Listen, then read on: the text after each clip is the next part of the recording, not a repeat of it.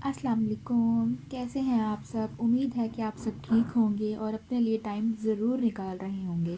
अगर नहीं तो अपने आप को टाइम देना शुरू करें, खुद के लिए मुस्कुराया करें, अपने लिए अच्छे अच्छे कपड़े पहनें, आप अपने लिए तैयार हुआ करें, हेल्दी खाना खाएं।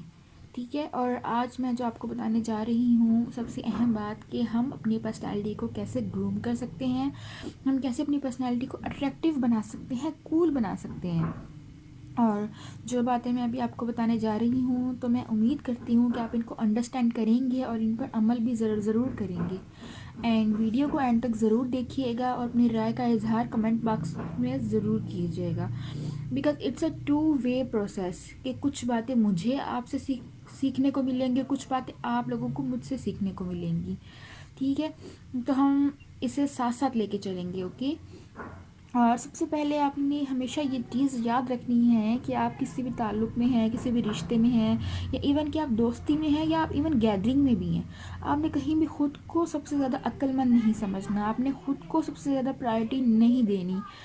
आपने यह नहीं समझना कि अगर मैं किसी गैदरिंग में बैठा हूँ या बैठी हूँ तो यहाँ जिस टॉपिक पे बात हो रही है उसका मेन लीड मैं ही हूँ, मुझे इसके अबाउट सब कुछ पता है। ऐसा नहीं करना आपने। क्योंकि अक्सर ऐसा होता है कि हम ओवर स्मार्ट बनने की कोशिश कर रहे होते हैं और हमें पता भी नहीं चलता कि हम कहाँ पे गलत बात बोल जाते हैं या कहाँ पे हमारी बात किसी दूसरे को बुरी लग सकती है। क्योंकि लाजमी नहीं है कि हमारे पास हर चीज़ के अबाउट नॉलेज हो या हर टॉपिक के अबाउट हम जानते हों। क्या पता सामने वाला जिस अबाउट बात कर रहा है आप उस अबाउट ना जानते हो या आपके पास उतना नॉलेज ना हो। तो बजाय शर्मिंदा होने के या इससे क्या लोगों पर आपका इमेज गलत जाए, बेटर है कि आप खामोश रहें या कम बोलें या ख़ुद को ओवर स्मार्ट मत पेश करें। और कई दफ़ा ऐसा होता है कि हम कहीं किसी बात में गैदरिंग में बैठे हों या कहीं बात कर रहे हो तो हम अक्सर अपनी सोच को या अपने पर्सपेक्टिव को दूसरों पे थोपना शुरू कर देते हैं। ये सबसे गलत चीज़ होती है कि हम सामने वाली की बात को वैल्यू नहीं दे रहे होती हैं और हम अपनी बात का या अपना पहलू उसको समझाने की कोशिश कर रहे होते हैं। इवन दो कि हम गलत भी काफ़ी दफ़ा होती हैं कि हम गलत होते हैं, लेकिन फिर भी हम उस चीज़ को कहीं ना कहीं राइट प्रूफ करने के पीछे हम लग जाते हैं और अपनी सोच दूसरों पे थोपनी शुरू कर देते हैं। ये सबसे गलत चीज़ है। इससे आपका इंप्रेशन दूसरे लोगों पे बहुत ज़्यादा नेगेटिव जाएगा। ठीक है। और दूसरी बात ये है और ये सबसे अहम बात है कि कभी भी किसी की खामी को किसी और लोगों के सामने कभी बयान मत करें। और बहुत दफ़ा ऐसा होता है कि आप कभी कहीं वर्क प्लेस पर होते हैं या आपके कोई किसी कोलीग से या किसी आपके जो है नाउन पर्सन से कोई गलती हो जाती है तो आप फ़ौरन वो बात सारे लोगों में फैला देते हैं या आप सबके साथ उस बात को डिस्कस करना शुरू कर देते हैं। या इवन कि कुछ लोग इस बात को बुली के तौर पे भी लेते हैं कि वो लोगों को बुली करना शुरू कर देते हैं। तो ये बहुत गलत चीज़ है। इससे उस इंसान पे तो इफ़ेक्ट होगा, आपका इमेज डाउन होना शुरू हो जाएगा लोगों के साथ कि लोग आहिस्ता आहिस्ता आपसे अपनी बातें शेयर करना छोड़ देंगे कि भाई उनको उनको तो पता होगा कि अगर वो आपसे कोई बात करेंगे तो आप उस बात को फैला देंगे या उस बात का बहुत ज़्यादा आगे फसाद बना देंगे या लोगों में फैला देंगे या उनके इंसल्ट करेंगे या उन पर हंसेंगे।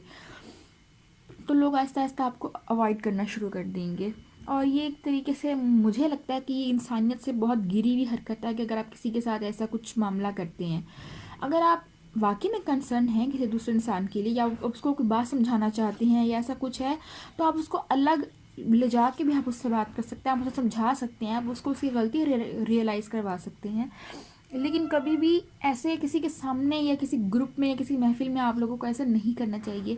इवन दो कुछ लोगों को आदत होती है कि वो दूसरों को डिग्रेड फील करवा के या दूसरों को ह्यूमिलेट करके वो सुकून महसूस करते हैं, उनको इस चीज़ से खुशी मिलती है। हालांकि ये बहुत एक घटिया हरकत है, मैं समझती हूँ।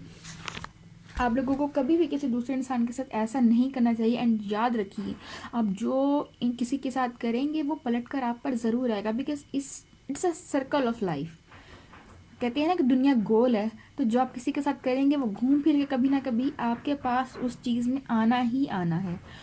और तीसरी बात कि अगर आप किसी जगह पर जा रहे हों या कहीं से मतलब आप किसी गैदरिंग में फॉर एग्जांपल हैं, किसी हाई सोसाइटी में हैं या किसी इस तरीके के इवेंट में हैं कि जहाँ पर अगर सामने वाला ज़रा आपसे थोड़ा सा लेवल में लो है या स्टेटस में थोड़ा सा लो है, या अगर आप लोग आपसे पूछ लें कि आप इस इंसान को जानते हैं या इस इंसान का आपसे कोई रिश्ता है या आपका कोई दोस्त है, तो आप हेजिटेट करते हैं।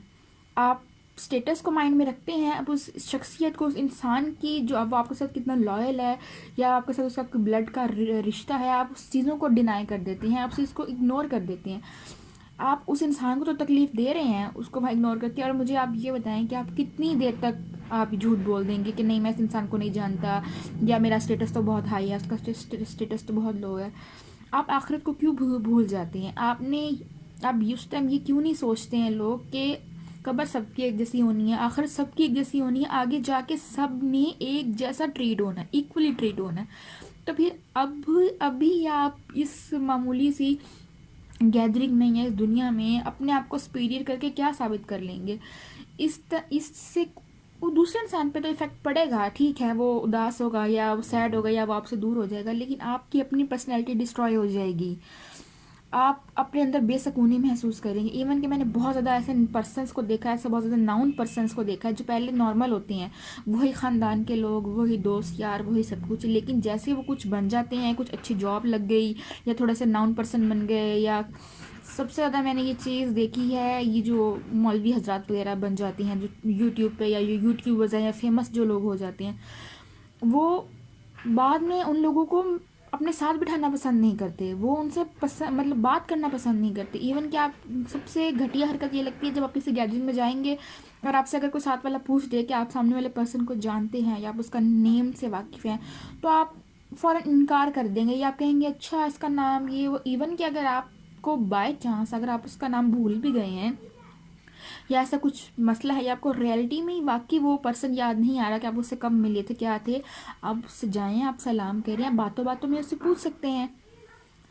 इस चीज़ को इशू बनाने की कोई ज़रूरत नहीं है, ठीक है। ये चीज़ें आपकी खुद की पर्सनैलिटी को भी बहुत ज़्यादा डैमेज करती हैं, आपको पता नहीं चल रहा होता, लेकिन कहीं ना कहीं बैक ऑफ द माइंड ये चीज़ें आपको खुद भी डिस्टर्ब कर रही होती हैं, ठीक है। और चौथी बात ये कि आप जब भी किसी दूसरे इंसान को पुकारें या किसी इंसान को बुलाएं, आप उसका नाम लेके पुकारें। हर इंसान को ये कुदरती तौर पे, कुदरत का नेचर है कि हर इंसान को उसका नाम सुनना बेहद पसंद है। अब जब किसी को किसी के नाम से बुलाते हैं तो उसका इम्पैक्ट ही अच्छा पड़ता है। फॉर एग्जांपल आप किसी को सिर्फ मैम या सर कह रहे हैं या उसके आगे आप उसका नाम भी ऐड कर रहे हैं, तो इससे बहुत ज़्यादा अच्छा इम्पैक्ट पड़ता है। अब एक इंसान को दो लोगों ने पुकारा है, एक ने उसे कहा सिर्फ बात सुनने और दूसरे ने उसका सिर्फ नाम लिया है। अब वो इंसान सबसे पहले उसकी बात की तरफ मुतवज्जह होगा जिसने उसका नाम लिया, क्योंकि जब हम किसी का नाम लेके किसी को रिस्पेक्ट से बुलाते हैं तो इससे हम दोनों इंसानों के बीच में एक राब्ता कायम होता है, ठीक है। और इससे हमारा इम्पैक्ट भी अच्छा पड़ता है, इससे सामने वाले को ये फील होता है कि हम उसे बहुत ज़्यादा रिस्पेक्ट दे रहे हैं, हम उसकी बहुत ज़्यादा इज्जत कर रहे हैं, ठीक है। और किसी को ये लगेगा कि आपको उसकी वर्थ का एहसास है, आपको उसकी वर्थ है, ठीक है। और उसके बाद पांचवी बात ये है कि आप जब भी किसी से बात करें, आप नरमी से बात करें, आप सॉफ्ट स्पोकन बात करें, ठीक है।